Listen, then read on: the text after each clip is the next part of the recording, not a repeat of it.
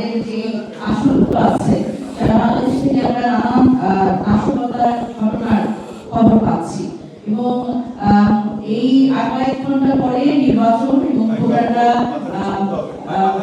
প্রায় বেশিরভাগ জায়গাতে আসলে একটা উৎসবমুখর পরিস্থিতির মধ্যে দিয়ে নির্বাচনে অংশগ্রহণ করবেন, তারা ভোট দিবেন, সেটার মধ্যে আছে সবাই, সে আশাবাদ ব্যক্ত করছে। কিন্তু আমরা যেটা দেখছি যে বিভিন্ন জায়গায় নানা ধরনের নাশকতার খবর আমরা পাচ্ছি। আমরা দেখছি আমাদের কাছে এখন পর্যন্ত যে তথ্য আছে সে তথ্যের ভিত্তিতে আমরা যদি বলি সেটা হচ্ছে নোয়াখালী 6 আসন। আমরা দেখছি যে হাতিয়াতে আমাদের হানান মাসুদ আমাদের প্রার্থী তার আসনে 50টিরও বেশি এজেন্টের বাড়িতে হামলা করেছে বিএনপি নেতাকর্মীরা এবং তারা কেন্দ্র দখলের চেষ্টা করছে, অস্ত্রের মজুত করে অবস্থান নিয়েছে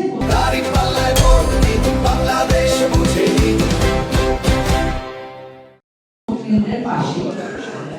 আমরা আরো লক্ষ্য করছি যে এই যে কেন্দ্র দখলের যে একটা প্রচেষ্টা এটি কিন্তু অব্যাহত আছে এবং এটি কিন্তু বেশিরভাগ আমাদের যারা প্রার্থীরা আছে এবং তাদের এজেন্ট বলেন এবং তাদের আমাদের যারা নেতাকর্মী আছে এনসিপি তাদের উপরে হামলা এবং 11 দলীয় জোটের যারা নেতাকর্মী আছে তাদের উপরে কিন্তু হামলা এবং সবচেয়ে গুরুত্বপূর্ণভাবে যেটা লক্ষণীয় সেটা হচ্ছে যে ভোট কেন্দ্রগুলো আছে তার আশেপাশে যারা আসলে ভোটারদের বাড়িঘর আছে তাদের ওখানে কিন্তু বাড়িঘরে হামলা, লুটপাট এবং তাদের ভয়ভীতি প্রদর্শন করে আগামীকালকে নির্বাচনে ভোটার আদালতে উপস্থিত না হতে পারে তাদের কিন্তু নানা ধরনের হুমকি দেওয়া হচ্ছে। আমি যদি বলি ঢাকা 11 আসনে আমাদের জাতীয় নাগরিক পার্টির আহ্বায়ক নাহিদ ইসলামের আসনে বিএনপি নেতাকর্মীদের কিন্তু অবস্থান আছে। সেখানে আমি যদি স্পেসিফিকলি বলি সেটা হচ্ছে Lyceum grammar school, Holy Crescent school এবং বাড্ডা হাই স্কুলের যে কেন্দ্র আছে সেটা কিন্তু সুরক্ষিত নয়, সেই ক্ষেত্রে বিএনপি নেতাকর্মীরা কিন্তু প্রবেশ করছে।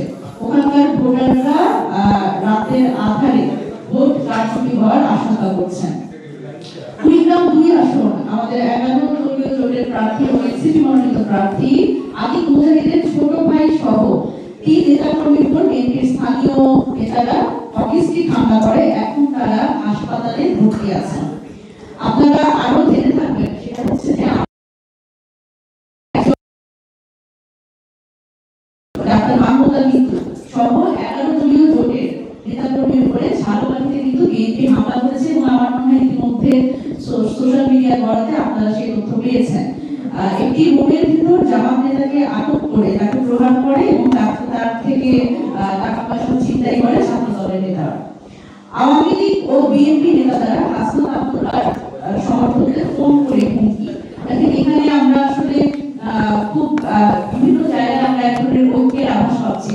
বিএনপি এবং আওয়ামী লীগের যারা আসলে গুন্ডারা যারা কিন্তু আমরা কিছুদিন আগে কিন্তু খবর পাচ্ছিলাম যে যেই নেতারা আওয়ামী লীগের যে নেতারা যারা আসলে এই জুলাই হত্যা মামলার আসামি তাদের কিন্তু বের করে আনা হচ্ছে এবং এই নির্বাচনকে কেন্দ্র করে একটা নাশকতার পরিকল্পনা সেটি কিন্তু বিএনপির সাথে মিলে আওয়ামী লীগের সেই খুনিরা তারা কিন্তু এক ধরনের নাশকতার পরিকল্পনা করছে এবং সেটি কিন্তু একটা আমরা উদাহরণ দেখলাম হাসনাত আব্দুল্লাহর আসনে তাদের সমর্থকদের ফোন করে হুমকি দেওয়ার মাধ্যমে।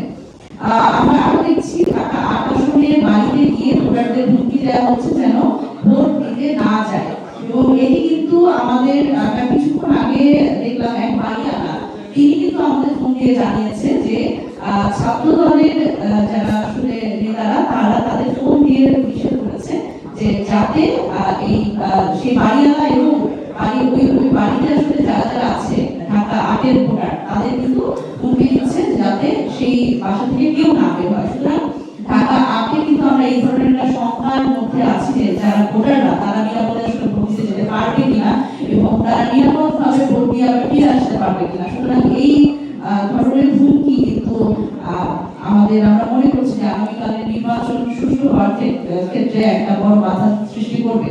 আমরা দেখি সিরাজগঞ্জ 6 আসনে ভোটারদের ভয়ভীতি প্রদর্শন করা হচ্ছে। শাহজাদপুরে এম এ মোহিতের প্রতিটা ইউনিয়নে এবং গ্রামে সে কালো টাকা ছড়াচ্ছে এবং এই ভিডিও আপনারা অনেকেই দেখেছেন সামাজিক যোগাযোগ মাধ্যমে।